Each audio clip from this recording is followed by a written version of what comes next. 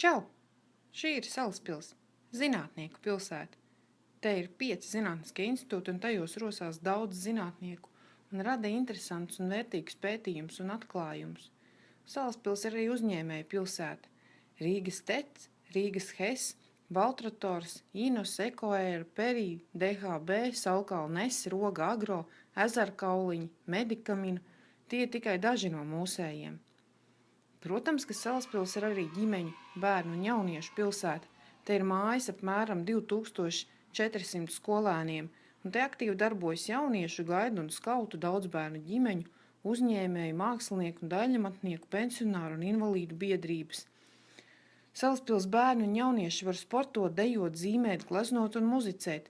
Vienīgais, kas pietrūkst, ir vieta, kur bērni varētu nodarboties ar tehnisko jaunradi. Šī ir Salaspils radošā māja. Pateicoties Salaspils daudzbērnu biedrībai Mārtiņa sala un Salaspils pašvaldībai tiek īstenots projekts Radi radoši, un te kopš marta mitinās Salaspils LEGO pulciņu un lidmodelistu pulciņu aktīvisti.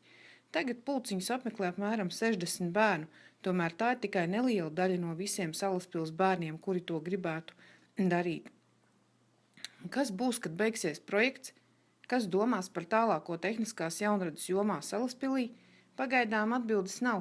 Vidusskolas šobrīd nav gatavas uzņemties tehniskās jaunradas un zinātnes centra funkciju, bet daudz bērnu ģimeņu biedrībai citi svarīgi uzdevumi.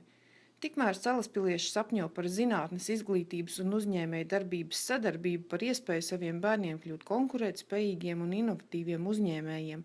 Tāpēc šajā projektā mēs spērsim pirmo soli pretim saviem sapņiem. Nodibināsim Salaspils zinātnes centru un izveidosim zinātnes centra radošo grupu. Izveidosim pirmo Salaspils centra eksponātu un sarīkosim salaspiliešiem zinātnes centra pirmā eksponāta atklāšanas svētkus. Nobalso par pirmo eksponātu Salaspils zinātnes centrā.